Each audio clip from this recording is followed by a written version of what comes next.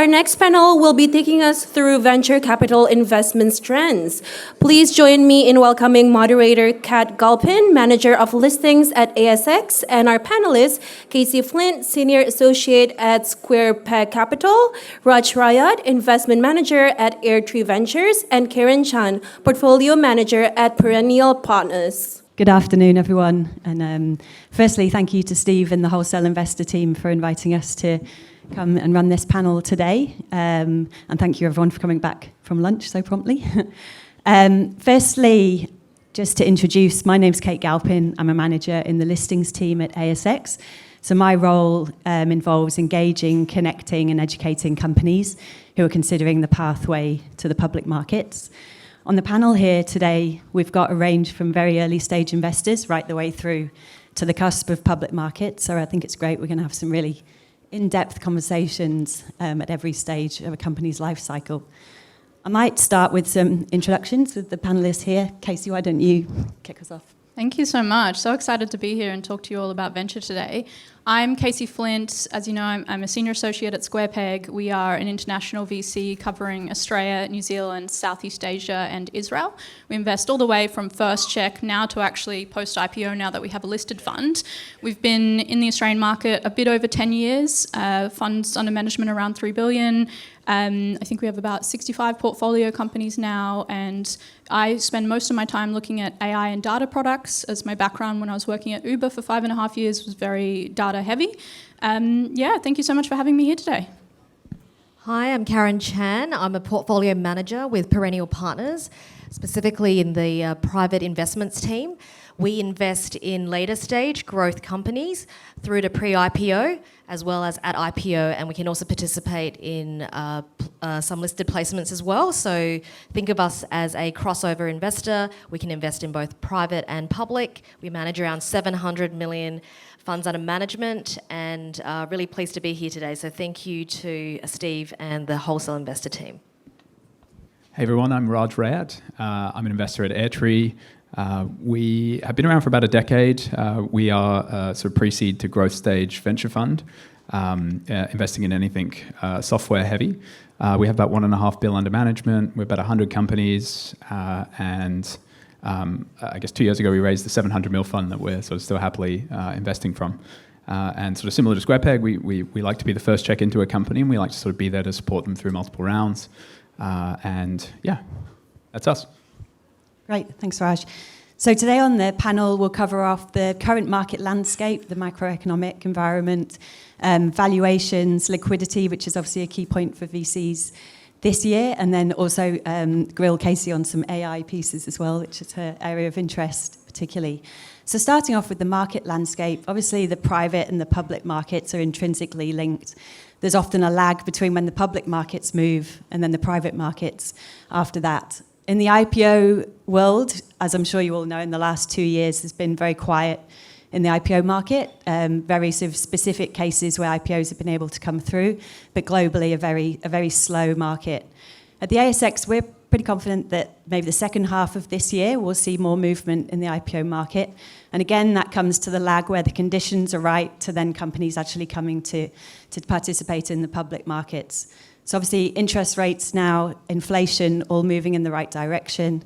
Volatility has been low for a period of time. The VIX, which is the volatility index on the Australian market, is currently around 11, which is conducive for IPO activity. And the investor base is definitely cash rich in terms of money that's been put back in their pockets. Markets are at all-time high, and Australia joined the party with that at the end of January. So it feels like from a public market perspective, everything's in place for things to get going, so we just need that to actually kick into action. So how does that feed through to the VC world and the private market? Karen, I might start with you, obviously sitting at the cusp between the public and the private markets. What are you seeing in terms of the market and the macroeconomic environment? So like you, Kate, I think we've all been watching the macro indicators, and so outside of geopolitical disruptions, the fact that the interest rate environment is looking to settle, as in there'll be less likely another rate rise, more that there's rate pauses and potentially rate drops. This is actually positive to the private liquid investing environment. We're also seeing significant activity on the ASX in terms of placements as well as M&A activity. So from a public investors' perspective, they would be looking for newer ideas, given that many of their the investable space has also been taken off the exchange. We're also expecting, like Kate, seeing that there will be pent-up demand for IPOs. More likely in the second half, we'll also be looking to the US for growth stage companies. A lot of IPOs are looking to hit the market, hopefully this first half, and then we in Australia would likely to see more activity in that second half as a result. And Raj and Casey, maybe you can talk to the earlier stage with the companies in your portfolios, what you're seeing in terms of deal flow. Yeah, sure. And happy, just reacting to what Karen said, I think we were all holding our breath this time 12 months ago, waiting for the IPO window to open. Everyone was saying kind of Q4 last year, and it still feels like we're sort of on the precipice. It's like a bit of a Mexican standoff still, but we've seen some big IPOs come through in the last four months or so, particularly in tech, which is where we focus, which are sort of green shoots and positive signals, and particularly the optimism about like the path of interest rates from here certainly suggests that the things are looking better for IPOs and liquidity in tech than they have been for the last couple of years. On the early stage side, so we invest from sort of pre-seed idea on a napkin stage through to sort of Series alphabet companies, the $30-40 million checks. So we think about this along the lines of kind of early stage and growth stage. Growth stage being sort of just before sort of pre-IPO. And I guess on the seed stage, if you look at sort of early stage funding in Australia, through 2023, I think we were down about 50% from where we were in 2021, which was really the high watermark. I think about $10 billion was invested in Australia in private technology startups, and that number's I think sitting around $4.5 billion to $5 billion, based on which estimates you look at last year. So it's been a sort of sharp drop off, but I guess zooming out a little bit, that's still still significantly higher than it was in 2019. So the overall kind of story for private funding in tech startups is a really positive one. If you zoom out and look back from when Airtree started 10 years ago to today, our ecosystem is more resilient. There is more capital. There is more interest in people to leave corporate jobs or safe options and start companies, and that's something that we're really excited about. I think based on how you look at it, there's anywhere between sort of $2 and $2.5 billion of dry powder sitting in venture funds in our region today, looking for new ideas, and that's like historically a very strange thing in Australia. Like this is quite an optimistic time, I think.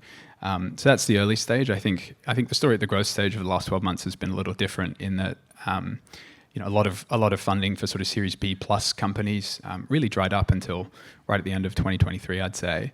And particular valuations came down, quite significantly, 70-80% in some sectors like fintech. So the story at growth was probably a little bit less optimistic. I think that's because a lot of companies got sort of bid up and prices were a little too high through 2021. And the companies that were sort of hitting the market are trying to sort of delay that as much as possible. So I think we're going to see a lot more volume in growth stage investments this year. And I think seed stage will just, seed to Series A will just continue powering through as it has been for the last couple of years. It's been really interesting talking to other investors actually about their perception of the start of this year versus the years prior. You're right, there seems to be a lot more optimism about this year. I think that last year people expected a greater normalization in a few different ways. One, valuations, there's still definitely a lag between early stage valuations that founders expect and early stage valuations that investors expect, being a bit closer to kind of what they see across the market. So that's one thing. I think I was reflecting on the same numbers that Raj saw, about a 50% drop in 2023, and I actually expect that it was larger than that. The reason being is a lot of the rounds that I saw reported on had actually occurred late kind of 2022, and so there was a bit of a lag in reporting, and so I expect that the drop-off was actually more severe than that. And yeah, people just thought that generally things would recover perhaps a bit faster coming out of 2021 was this like crazy high valuation, very high pace of rounds. 2022, everything seemed to drop off, and we were spending a lot of our time making sure that our portfolios' balance sheets were in a good spot, that they had the funding they needed. And so 2023 felt like the natural reset. But it feels like at the moment that there's a lot of investor optimism for 2024 in the early stage, and it feels like founders are back in the kind of phase of raising again. I think that often the VC rhetoric the things that VCs say to founders has a real cyclical effect on how founders are feeling. And so hopefully the VC optimism also leads to founder optimism. And I also think one more point on the ecosystem, many of you know, will have seen the articles about Canva going through a secondary right now and hopefully leading up to IPO. And there's other companies like in our portfolio, like Rocked, who have been clear about their intention to IPO. I'm hopeful that that will bring a flood of new cash into the market, in that it's going to early employees. Typically what we see in other venture markets is that early employees who have a great exit from a great startup, they go on to do their own angel investing, found their own business, invest in VC funds. And so that has a really amazing flywheel effect on an ecosystem. And that flywheel effect has been playing out for decades in the US, and it's really starting to happen here in Australia. So it's an optimistic time. Thanks, Casey. I might dig into the valuations piece a bit more, though. Obviously, you and Raj have touched on it, but I'm sure there's a number of founders or business owners in the audience here today who are thinking that they may fundraise this year. Is there any advice that you would give on that, given your comments around valuations and what you're seeing? Obviously, we touched on the early stage, but then Karen as well, obviously be interested in your thoughts on the growth stage through to pre-IPO as well. Yeah, valuations.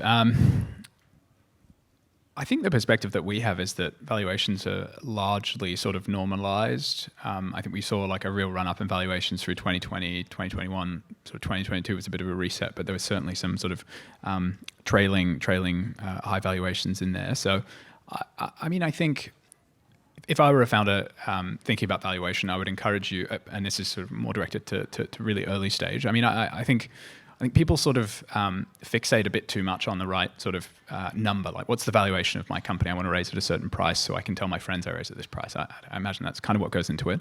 I think the sort of number is very important, but also, it's really a function of, and I see people go about this the wrong way. I guess this is a comment towards of fixating on a number for the valuation and then sort of backing into a dollar amount from there. I think really it's about thinking from sort of first principles of, okay, what's the least amount of capital I need to get to the next kind of proof point from which I can then sort of go raise another round of capital to prove the next piece of the journey out. I think that number is often lower than people think that they need. And the other piece to think about there is which kind of partners you want along the journey. For us as a larger fund, having a certain ownership stake is really important for both the way that we allocate resources to our companies. We have a portfolio team, and our investment team spends a lot of time, with the company along the journey. And so for us, it only really makes sense to invest in a company if we can sort of own 15% of it and be a long-term partner in the business. That's very different to other sort of types of funds, or maybe smaller seed funds out there are happy to put in, or take a smaller percentage ownership. So I'd encourage you to kind of think about the very deeply about the amount of capital that you need. And also the kind of partners you want to go with you on the journey. And may make more sense to have a larger fund, may make more sense to have a smaller fund. And I think both of those sort of influence valuation in a sort of perhaps not so non-obvious, but in a sort of a way that people don't normally think about. I think survival is really key, and the market has definitely shifted towards profitability. So valuation is your valuation, say, at one particular point in time, so that can fluctuate.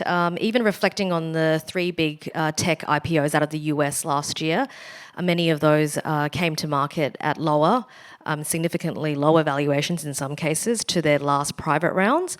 But then if a company can demonstrate a execution record, then the market will reward them. And that would equally apply in the private markets as well. So we've seen ARM reported very strong results, and share price popped as a result. We're also seeing retail, like in Australia, which has been a really unloved sector. A lot of those companies have been focused on margins as well as profitability, and have also experienced stronger growth than expected. So beating expectations has also resulted in strong pops throughout this earnings season. So we're seeing actually more normalization. And so, yes, you could be in an unloved sector today, but it could be a loved sector tomorrow. So, but execution and survival would be key, in my view. I wanted to add a quick anecdote to what Raj said about, being too particular or too fixated on a particular valuation. Some of you may be aware that Paul Bassett, the founder of Seek, is one of the founders of SquarePeg, and he tells this really great story about when he founded Seek. One of his early investment rounds was at a $100 million valuation around 1998. So this is kind of pre-dot-com boom going through. And then his second round in 2001, between 1998 and 2001, the business had grown about 40x, which is really great growth, right?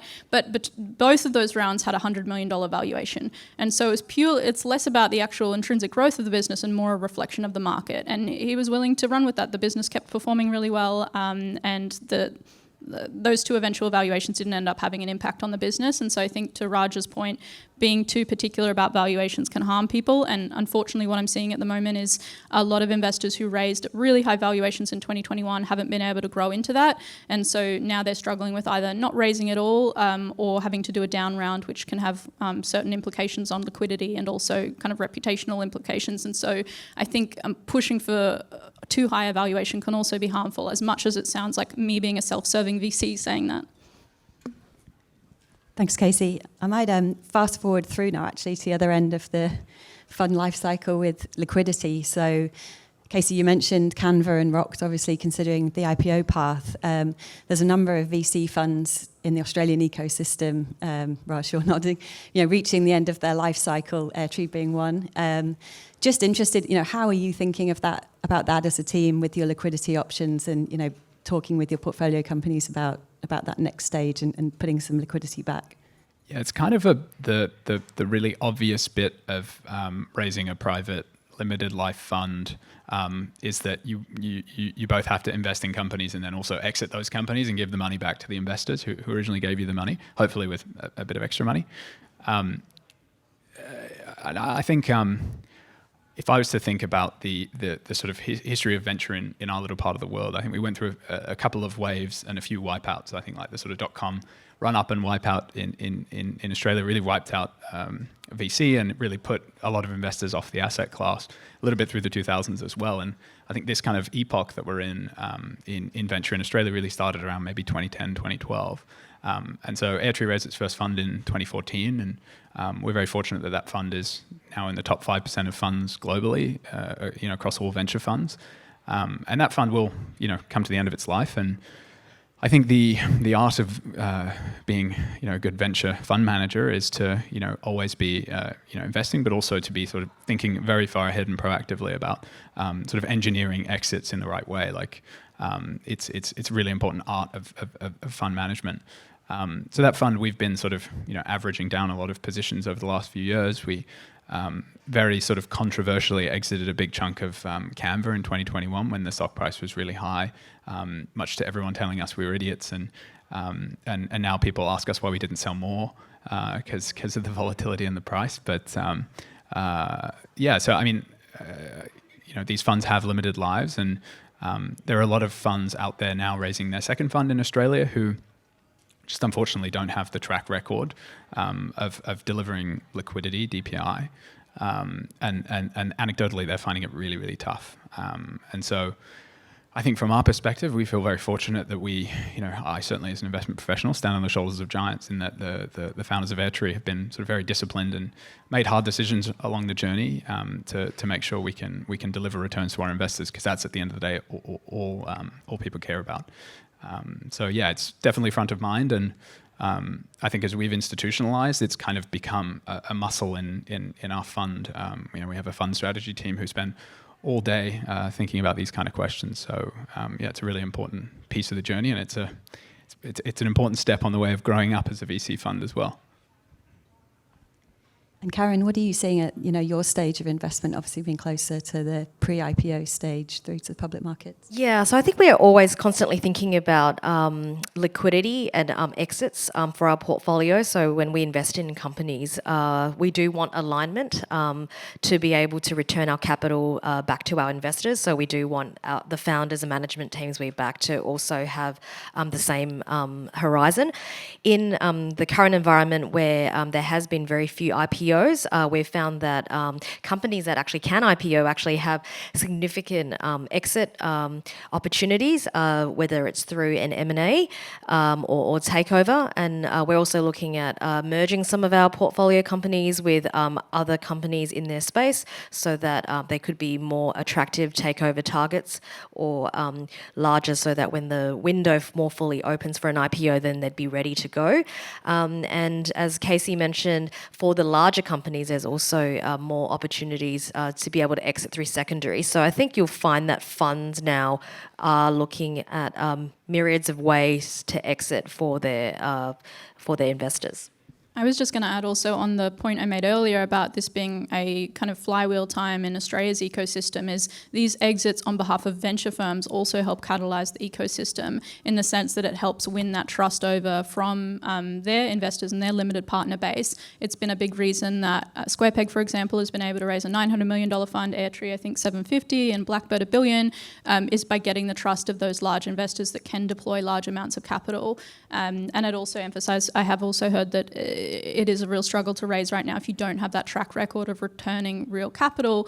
And so investors placing more of an emphasis on that is going to be really great for the health of the ecosystem here. We've been fortunate at Squarepeg in the sense that we have that international exposure, and so we have a broader number of companies pre-IPO than perhaps if we just looked at Australia. And we also have the listed fund, which gives us a great perspective on public markets as well, and so we always have an eye to that. Great, thanks, Casey. With time on my mind, I might move on to AI now and have a little chat about that. So, Casey, would you mind setting the scene for us for AI? What investors are looking for and what you're thinking we might see this year in that space? I think investors are both excited and terrified. I think it's quite hard for investors to get a real feel of where this is all going to go, and especially with the pace of developments that are coming out at the moment. Like, just as an example, some of you might have seen OpenAI's recent release of Sora, which is their video generation model. You won't have heard about that to the extent that you heard about ChatGPT, for example, but it is about the same level of innovation. It's really extraordinary that they've managed to release this. Some of the best experts in the world who are behind this technology are astounded that they managed to do so.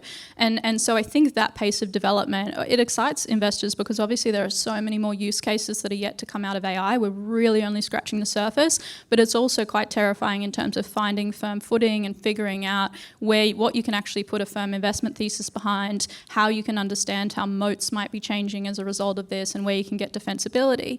And so at Squarepeg, I spend a lot of my time focused on this, and I talk to a lot of experts in the space, both on the more academic end and also in industry, and that's been really useful for trying to form a view on how all of this will pan out. But even when I speak to like senior directors at NVIDIA or Amazon who have been in AI for 20 years, they say, I don't know what's happening in 3 months. And if they don't know, well, it's pretty hard for an investor who's spending 5-10% of their time talking or thinking about AI to do so as well. So a lot of excitement, a lot of fear.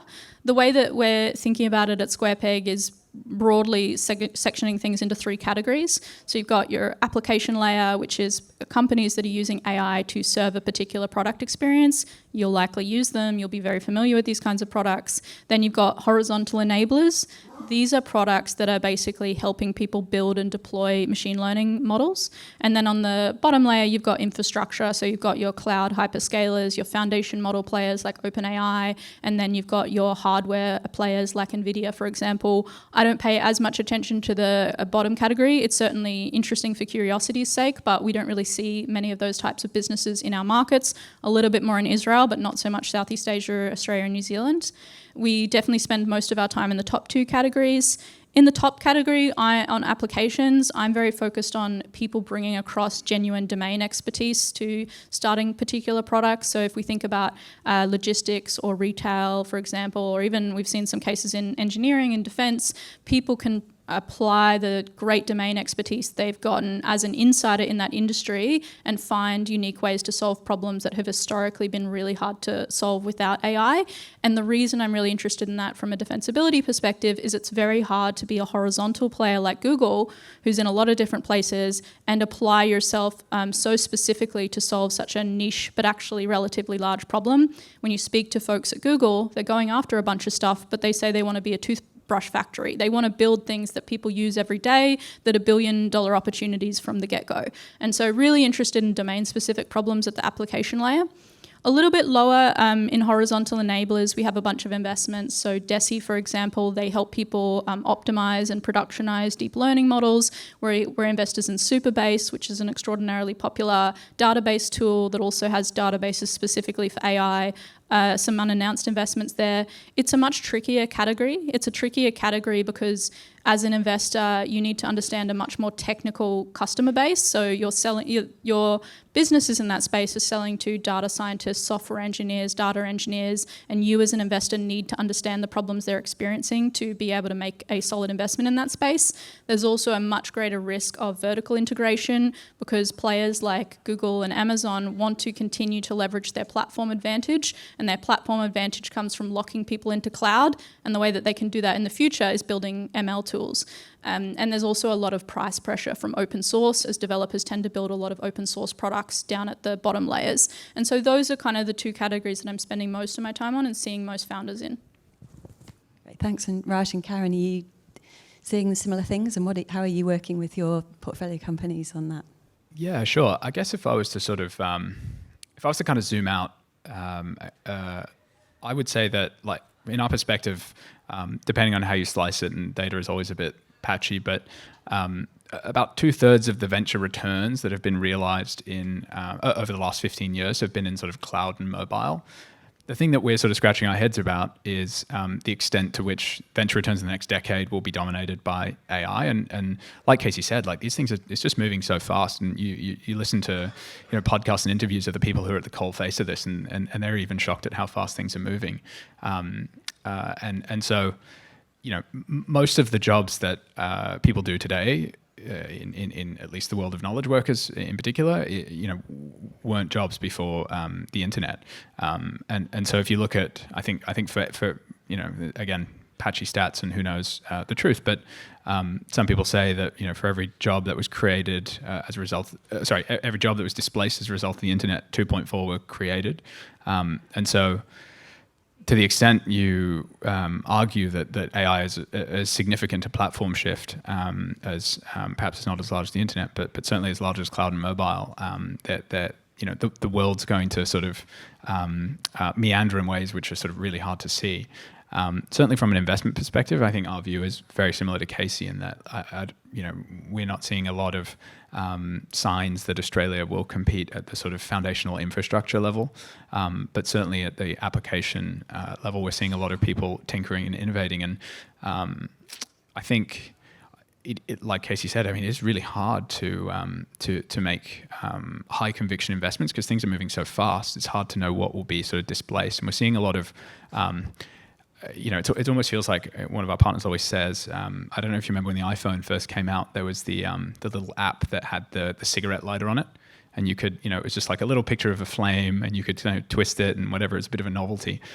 It sort of feels like we're in that sort of iPhone app, the calendar app phase of AI, where people are sort of scrambling to find use cases, and it's sort of not, at least at the application level, not immediately obvious what will win.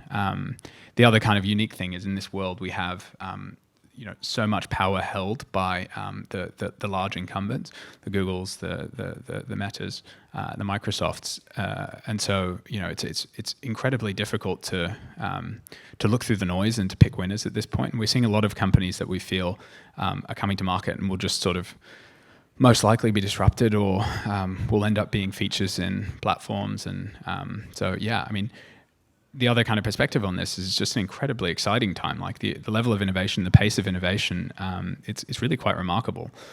So we're all sort of incredibly enthused and energized by it. We're also scratching our heads a lot as to where to invest.